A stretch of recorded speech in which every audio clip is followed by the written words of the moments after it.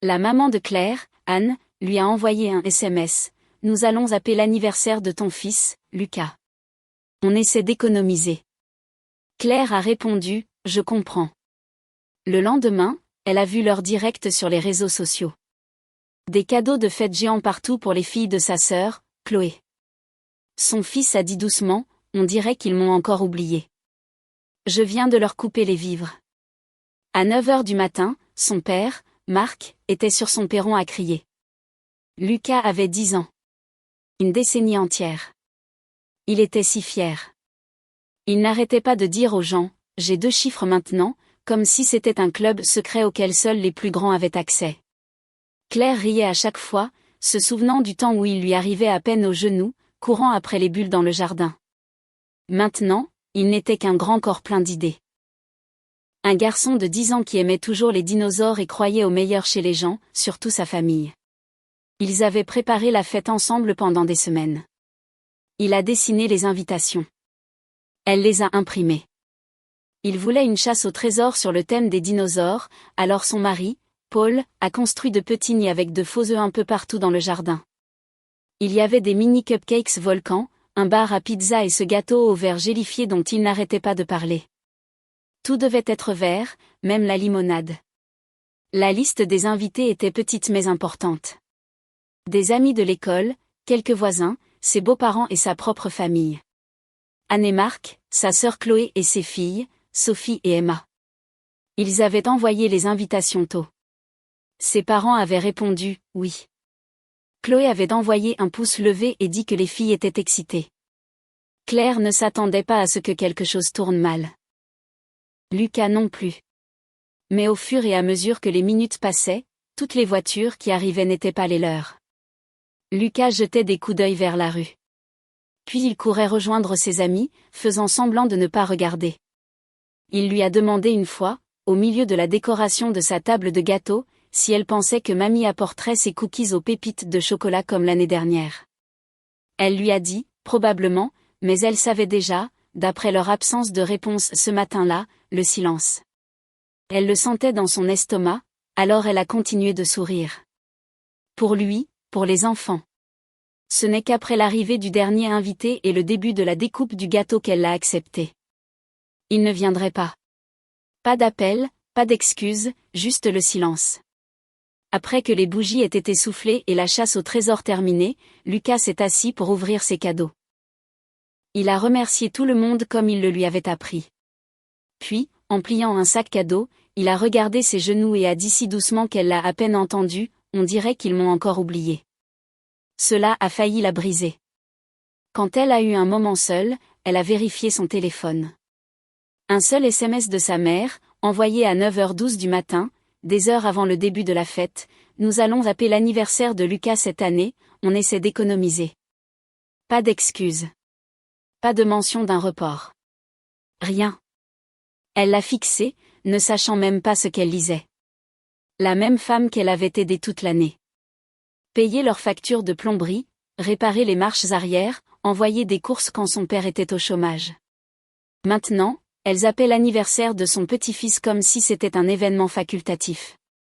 Elle avait répondu plutôt « je comprends » avant d'y réfléchir vraiment. Elle ne voulait pas créer de problème le jour de Lucas. Elle pensait qu'il y avait peut-être une raison, quelque chose dont il ne voulait pas encore parler. Mais le lendemain matin, à 8h43, son téléphone a vibré avec une notification Facebook. Chloé était en direct.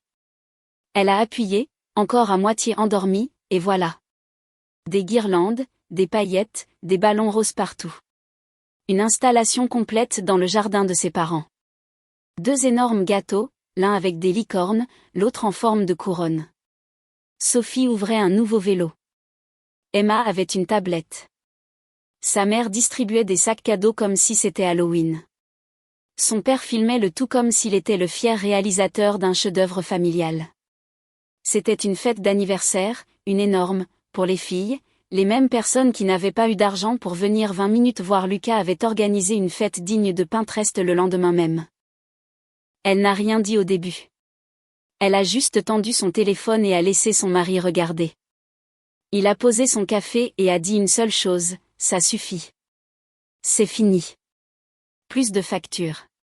Plus de courses. Plus de réparation de la maison.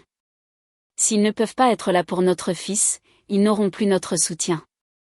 Plus maintenant. Ils n'ont pas fait de scène. Ils ont juste coupé le robinet d'où ils buvaient toute l'année. Mais ils l'ont vite remarqué. Le lendemain matin, à exactement 9 heures, quelqu'un a commencé à frapper à leur porte d'entrée comme s'il essayait de l'arracher de ses gants. C'était son père, Marc. Et il criait déjà avant même qu'elle n'ouvre. Il n'a même pas laissé la porte s'ouvrir complètement. Il était là. Le visage rouge, la voix déjà élevée, demandant ce qui se passait. Pourquoi l'argent pour les courses n'était pas arrivé comme d'habitude? Pourquoi elle n'avait pas répondu aux SMS de sa mère? Pourquoi son mari pensait soudainement que c'était normal d'ignorer ses appels? Il agissait comme s'il leur devait des réponses, comme s'ils étaient en tort de ne pas avoir envoyé d'argent cette semaine. Elle n'a pas dit un mot au début, elle s'est juste tenue dans l'embrasure de la porte, Lucas étant à l'étage, probablement encore endormi, et a écouté son père crier comme s'il était responsable de quelque chose. Il a qualifié leur comportement d'immature. Il a dit qu'ils exagéraient, qu'ils se comportaient comme des victimes pour un malentendu. Puis il a dit qu'il avait entendu que la fête de Lucas était sympa. Il a dit, c'est bien.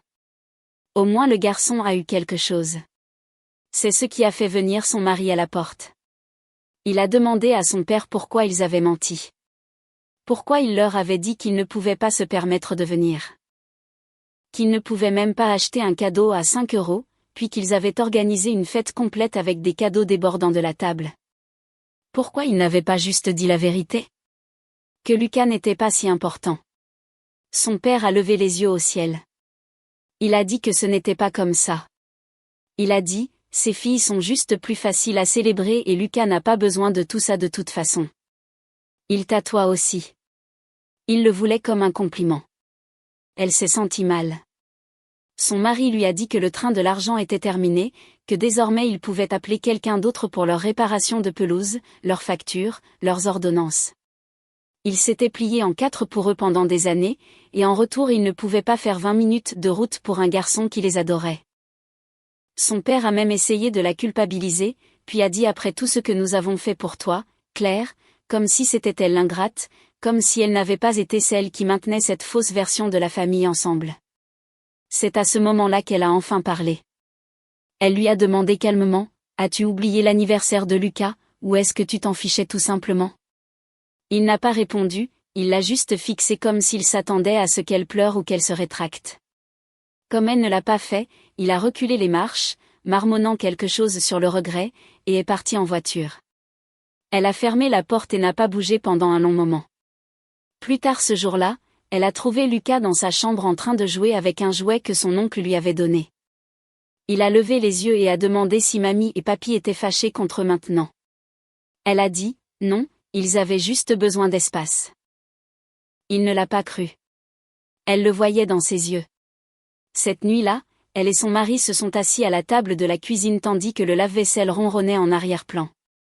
Elle lui a dit qu'elle ne savait pas si elle réagissait de manière excessive. Elle avait toujours été celle qui essayait de maintenir la paix dans la famille. Elle ne pouvait tout simplement pas croire qu'il choisirait les enfants de sa sœur si ouvertement, si effrontément. Il n'a pas dramatisé. Il l'a juste regardée et a dit, Claire, il ne s'agit même plus de ce qu'ils t'ont fait.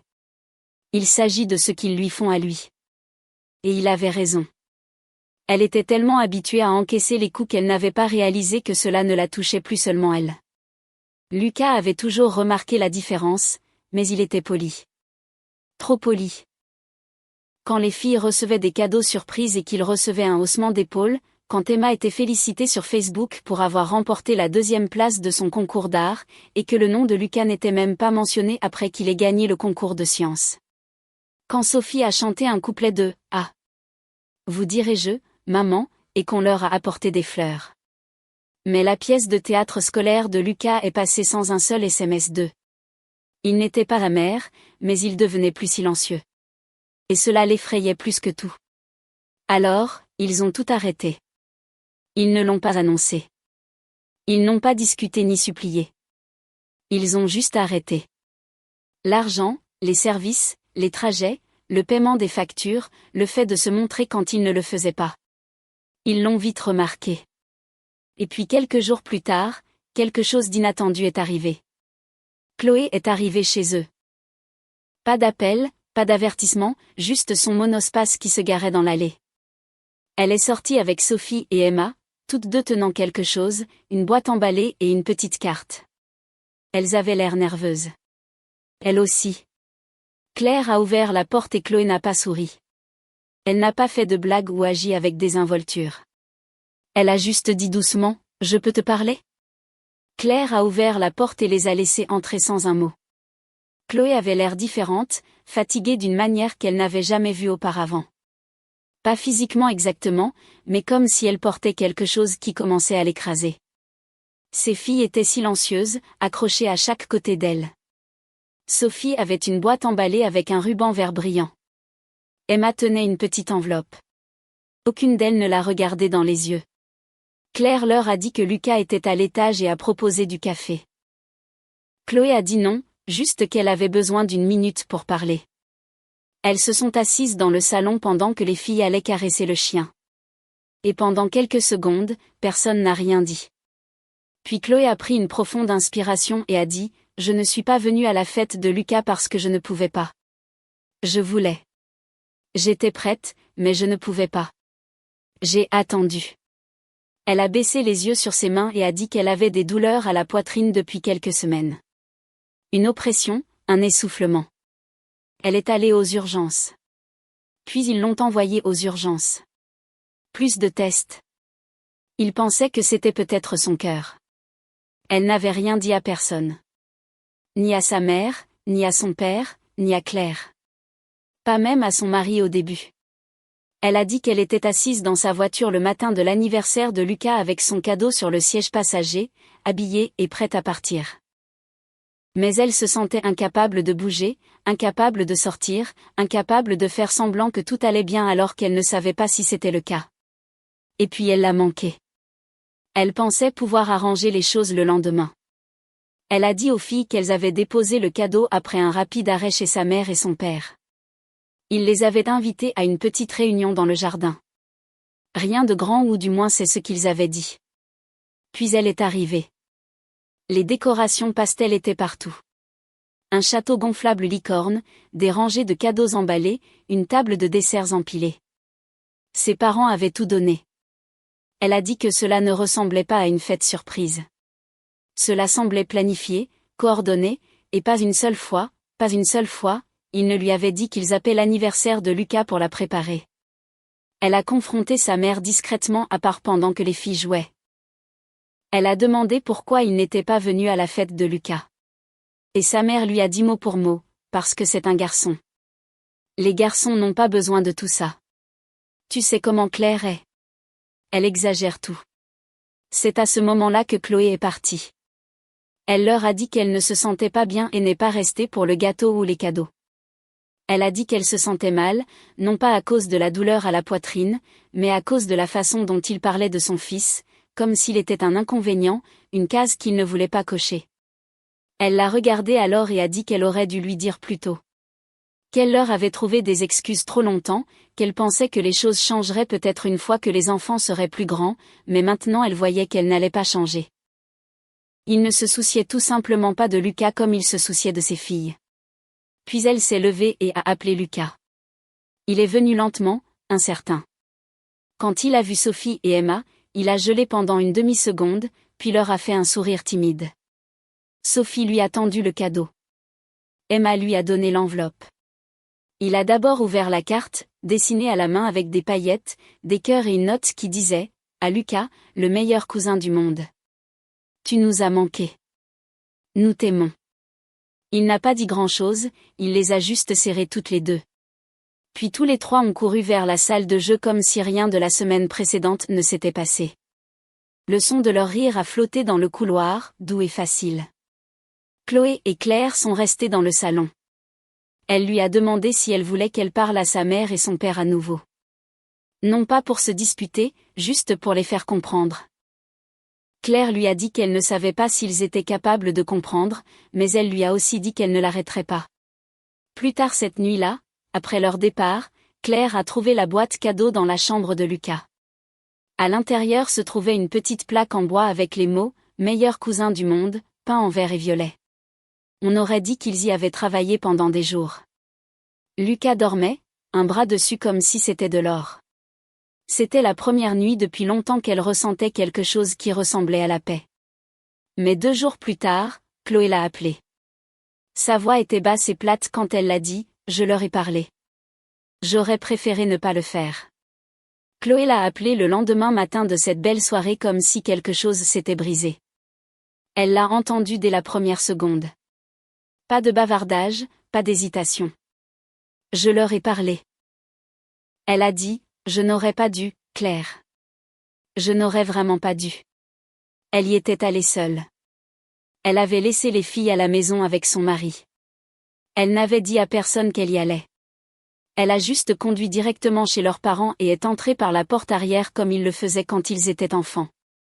La maison sentait le polish au citron et le toast comme toujours, comme si rien de mal ne s'était jamais produit à l'intérieur. Sa mère était à table en train de plier le linge, buvant du café comme si c'était un jour comme les autres. Son père était dehors en train de bricoler avec le tuyau d'arrosage. Chloé a dit à Claire qu'elle s'était assise et avait demandé aussi clairement que possible « Pourquoi n'êtes-vous pas venue à l'anniversaire de Lucas ?» Sa mère n'a même pas scié. Elle a juste dit « Parce que ce n'était pas le bon moment. Tu sais comme l'argent a été serré. » Chloé a insisté un peu. Ce n'est pas ce que vous avez dit à Claire. Et la fête pour les filles, ce n'était pas non plus un budget serré. Puis elle a posé la vraie question, aimez-vous Lucas, ne serait-ce qu'un peu ? Sa mère a eu l'air agacée. Comme si Chloé faisait tout un plat de rien. Puis elle l'a dit platement. Sans émotion, Claire a toujours été dramatique. Lucas est pareil. Il s'en remettra. Ils s'en remettent toujours. Chloé a dit à Claire qu'elle l'avait fixé pendant 1 minute entière, attendant un sourire narquois, un rire, une sorte de rétropédalage, mais il n'y avait rien. Puis son père est entré. Elle lui a demandé sans détour, « Pourquoi les traitez-vous comme s'ils n'avaient aucune importance ?» Et son père, l'homme qui la portait sur ses épaules à la foire, qu'il appelait sa fille forte, n'a pas nié. Il n'a pas menti. Il a juste haussé les épaules et a dit, « Claire n'a jamais rendu les choses faciles en grandissant. Il était différent. Tu étais plus comme nous. Naturel. Comme si c'était le temps. Comme si ce n'était pas un choix. Comme si ce n'était pas de la cruauté. » Chloé a dit qu'elle s'était levée et leur avait dit qu'elle n'amènerait plus les filles chez eux. Pas avant qu'ils n'assument ce qu'ils avaient fait et s'excusent. Non seulement auprès de Claire, mais auprès de Lucas. Sa mère a secoué la tête, c'est ton choix, mais tu regretteras de les éloigner de leurs grands-parents. Chloé a dit à Claire qu'elle était juste sortie. Pas de cris, pas de drame. Elle a dit qu'elle avait l'impression de fermer la porte sur quelque chose de lourd qui lui était resté sur la poitrine pendant des années. Quand elle a fini de lui raconter tout cela, Claire n'a pas pleuré. Elle ne se sentait même plus blessée. Ce qu'elle ressentait était définitif. Ils avaient choisi leur camp, et ce n'était pas le leur. Cette nuit-là, après avoir couché Lucas, Claire s'est assise sur le sol dans le couloir et a regardé dans le vide. Elle n'arrêtait pas de penser à toutes les fois où elle s'était tordue en quelqu'un qu'il pourrait accepter. Les faveurs supplémentaires, les réponses aimables, les invitations d'anniversaire année après année, connaissant les probabilités. Il ne s'agissait jamais d'efforts. Il s'agissait de qui ils étaient prêts à aimer. Le lendemain matin, on a frappé à la porte. Pas fort, juste 2 doux coups. Elle s'attendait à un voisin ou à un colis. Mais quand elle a ouvert, il n'y avait personne. Juste un petit sac cadeau sur le paillasson. Des rayures bleues et vertes. Les couleurs préférées de Lucas. À l'intérieur se trouvait un jouet dinosaure. Exactement celui qu'il avait montré du doigt quelques semaines avant son anniversaire. Celui qu'elle avait refusé parce qu'il était hors budget. Pas de mots, pas de carte, pas de nom. Son mari a vérifié la caméra de l'interphone. C'était sa mère, Anne. Elle s'était garée 2 maisons plus loin, avait marché sur le trottoir sans regarder autour d'elle, avait laissé le sac et était partie sans un bruit. Pas de coup à la porte, pas de sonnette, pas de contact visuel avec la caméra. Elle n'est pas venue pour dire quoi que ce soit. Elle a juste laissé le jouet comme un paiement. Comme si elle pensait pouvoir acheter le silence ou le pardon. Claire ne l'a pas donné à Lucas. Elle l'a rangé au fond de son placard parce qu'il ne s'agit pas d'un jouet dinosaure. Il s'agit du fait qu'elle pouvait conduire jusqu'à leur porte, tenir ce sac dans ses mains et toujours choisir de ne pas le regarder en face. De ne pas la regarder en face. Elle ne s'est pas montrée, juste un objet qu'elle pensait pouvoir effacer une blessure qu'elle n'avait jamais reconnue. Et c'est là que ça l'a frappée. On ne peut pas réparer une relation creuse avec un sac cadeau bien rempli. On ne peut pas revenir sur des années de favoritisme avec un jouet trop cher. Elle est partie ce matin-là en espérant que Claire donnerait le cadeau à Lucas et oublierait tout le reste. Au lieu de cela, Claire a refermé la porte derrière elle. Chloé est arrivée après le travail, seule. Ses cheveux étaient attachés et elle avait l'air fatiguée, comme quelqu'un qui avait passé toute la journée à essayer de retenir quelque chose de lourd et était enfin prête à le déposer. Elle n'a même pas enlevé son manteau. Elle est juste entrée dans la cuisine de Claire, s'est appuyée contre le comptoir et a dit sans détour, « Ils ne changeront jamais ». Claire n'a pas demandé ce qu'elle voulait dire. Elle le savait déjà, mais Chloé lui a quand même dit. Elle était retournée leur parler une dernière fois. Non pas parce qu'elle s'attendait à un miracle, mais parce qu'elle pensait que peut-être, juste peut-être, si elle exposait tout, il le verrait tel qu'il était. Que ce n'était pas une réaction émotionnelle excessive. Que c'était un vrai dommage. Qu'il perdait quelque chose. Elle a apporté des photos de la fête de Lucas, pensant que cela les ferait peut-être réagir. Lucas avec son chapeau de fête. Lucas distribuant des cupcakes. Lucas vérifiant l'allée toutes les demi-heures jusqu'à ce que ses épaules finissent par s'affaisser. Elle leur a même lu le SMS. Le message d'une ligne de leur mère. Elle a lu les mots de Lucas, on dirait qu'ils m'ont encore oublié. Elle leur a parlé du cadeau qu'elle avait trouvé sur le porche. Comment cela n'avait rien amélioré, comment cela avait en fait aggravé les choses. Elle a dit qu'elle n'avait pas accusé, n'avait pas crié, n'avait pas supplié. Elle a juste demandé, vous rendez-vous compte de ce que vous avez fait? Et la réponse de leur mère a été, Claire a toujours été émotive. Elle est comme ça depuis qu'elle est petite. Tu le sais. Lucas est pareil. Ce n'est pas notre faute s'ils prennent tout si personnellement. Chloé a insisté plus fort, alors quoi? Vous ne les aimez tout simplement pas? Vous ne les aimez pas? Leur mère n'a pas répondu tout de suite. Elle a juste regardé Chloé et a dit, nous avons toujours eu un lien plus fort avec toi. Ce n'est pas personnel. C'est juste plus facile. Claire a toujours rendu les choses plus difficiles. Elle et son mari essaient toujours d'agir comme s'ils étaient meilleurs que nous. Elle a quitté notre cercle il y a longtemps. Puis son père a ajouté. Il n'a même pas essayé d'adoucir le ton. Certains enfants sont juste plus aimables que d'autres. Tes filles, elles illuminent une pièce. Lucas ne le fait pas. Il est bien, mais ce ne sont pas elles. Chloé a dit à Claire qu'elle avait l'impression que le sol s'était dérobé sous ses pieds. Elle a dit qu'elle ne pouvait même pas parler un instant. Tout ce qu'elle pouvait penser était, ils ne s'entendent même pas, elle a demandé s'ils étaient d'accord pour ne plus jamais revoir Lucas, s'ils étaient d'accord pour la perdre complètement. Son père a dit, Claire a toujours cherché une raison de rompre les liens. Si c'est ça, alors c'est sa faute. Nous n'avons rien fait de mal. Elle veut juste de l'attention. C'en était la fin. Chloé est partie sans un mot de plus. Elle est montée dans sa voiture et est restée assise dans l'allée pendant 10 minutes avant de pouvoir la démarrer. Maintenant, elle se tenait dans la cuisine de Claire en lui racontant tout cela et Claire le voyait. Non seulement la colère, mais la honte. La honte de réaliser qu'elle avait grandi en étant favorisée, protégée, louée.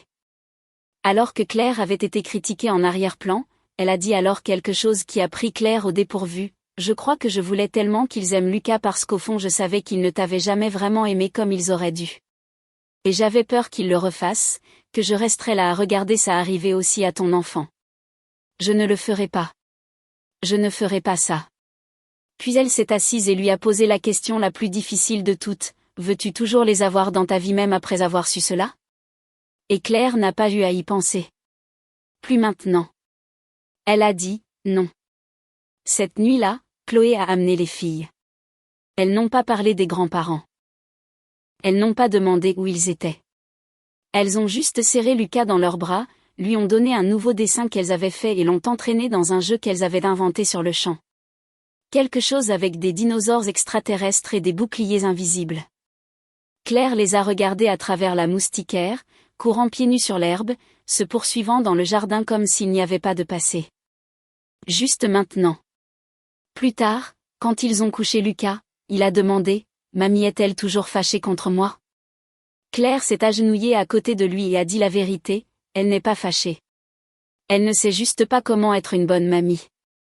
Mais ce n'est pas ta faute, et ça ne le sera jamais. Il a hoché la tête lentement.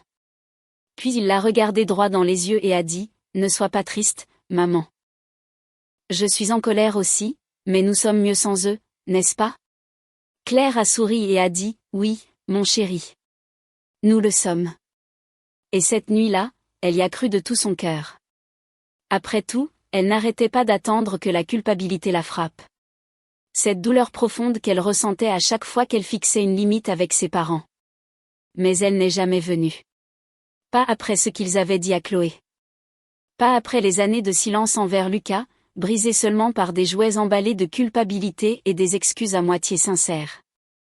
Pas après que la vérité ait enfin été dite à voix haute. Au lieu de cela, ce qui est venu était le calme, puis lentement la joie. Leur silence était total. Pas de suite aux jouets dinosaures. Pas de SMS. Non, parlons-en, ou, tu es toujours notre fille. C'était comme s'ils avaient été supprimés de leur vie au moment où ils avaient cessé d'être utiles et cela lui avait tout dit ce qu'elle avait encore besoin de savoir. Au début, elle pensait que Lucas continuerait à demander. Il ne l'a pas fait. Quelquefois, il s'arrêtait près de la fenêtre comme s'il pensait à quelque chose, mais il n'a jamais prononcé leur nom. N'a jamais demandé quand il viendrait. Il a cessé de vérifier la boîte aux lettres pour les cartes. Cela a peut-être été la partie la plus déchirante. La rapidité avec laquelle il a cessé d'attendre quoi que ce soit d'eux. Mais quelque chose d'autre a commencé à se produire aussi. Il est devenu plus léger comme si un poids invisible avait été enlevé de ses petites épaules. Il a ri davantage. A commencé à inviter Sophie et Emma tout le temps. A dit à ses professeurs à l'école qu'il travaillait sur une bande dessinée familiale avec ses cousines. Il a même dessiné une nouvelle couverture, Les Braves. Il y avait lui, les filles, son mari et Chloé en première page. Claire n'y était pas jusqu'à ce qu'elle tourne la page et voit qu'elle était dessinée comme la personne qui tenait le monde entier derrière eux. Ce dessin est toujours sur leur réfrigérateur. Chloé les a invités plus souvent après que tout se soit passé. Non seulement pour des dîners, sans aucune raison. Elle passait avec des muffins. Son mari a réparé une porte qui grinçait pour eux sans qu'on le lui demande. Ils ont invité Lucas au cinéma avec leur fille un week-end, juste tous les trois. Quand il est revenu, il a dit que c'était le plus beau jour de sa vie. Ils n'ont pas beaucoup parlé de ses parents après cela. C'est juste devenu quelque chose de tacite, comme un chapitre qu'ils avaient enfin tourné. Et chaque semaine, la pression qui pesait lourdement sur sa poitrine s'allégeait. Mais il y a un dernier moment dont elle doit vous parler. Environ 2 semaines après que Chloé ait eu cette dernière conversation avec eux, Claire était au supermarché pour acheter des collations pour les enfants. Elle a tourné un coin et a failli percuter sa mère. Elle s'est figée. Claire aussi. Elle avait un chariot plein de choses. Des tourtes surgelées, un bouquet de fleurs et une bouteille de vin qu'elle n'achetait que pour les anniversaires. Claire a baissé les yeux. Il y avait un paquet de serviettes de fête sur le thème des dinosaures près du sommet. Pendant une seconde, Claire s'est demandé si elle allait dire quelque chose, peut-être même s'excuser. Elle ne l'a pas fait. Elle a regardé Claire de haut en bas, a fait un sourire forcé, ce même sourire forcé qu'elle avait l'habitude de voir quand elle disait quelque chose qu'elle n'aimait pas, et a fait demi-tour avec son chariot. Elle a laissé son vin, ses fleurs et ses serviettes à la caisse et est partie. Claire n'a pas suivi. Elle ne l'a pas appelé. Elle est restée là à regarder les portes automatiques se refermer derrière elle et n'a absolument rien ressenti. Elle a terminé ses courses. Quand elle est rentrée à la maison, Lucas était par terre en train de construire un fort avec Sophie et Emma. Son mari essayait de lire un journal derrière une pile de coussins de canapé, faisant semblant de ne pas faire partie du chaos. Chloé était par terre dans la cuisine, aidant à scotcher un centre de commandement en carton. Toute la maison sentait le pop-corn et les crayons de couleur. Claire est restée là un instant, absorbant tout. C'était désordonné, bruyant, bancal. Mais c'est là que ça l'a frappé. C'est la famille qu'ils ont choisie. Pas celle qu'on leur a donnée, mais celle qu'ils ont construite. Celle qui se montre quand ça compte. Cette nuit-là, après que tout le monde soit parti et que Lucas dormait, Claire s'est assise sur le porche avec son mari. Les étoiles étaient visibles. L'air était frais. Elle lui a raconté qu'elle avait vu sa mère. Il n'a pas beaucoup réagi, il a juste tendu la main et lui a tenu la main. Au bout d'un moment, il a dit, « Parfois, perdre les gens qui vous blessent est la chose la plus gentille que l'univers puisse faire. » Et Claire a réalisé qu'il avait raison. Ils n'ont pas besoin de garder toutes les portes ouvertes. Toutes les portes ne mènent pas quelque part où il vaut la peine de retourner. Certaines d'entre elles, une fois fermées, vous donnent l'espace pour construire quelque chose de mieux. Et ils l'ont fait. Ils ont construit une maison où Lucas est le centre, pas une arrière-pensée. Où l'amour n'est pas mesuré par la facilité d'être aimé, mais par la profondeur avec laquelle on est vu. Où aucun enfant n'a à se demander s'il est aimable. Et la vérité, il ne manque de rien.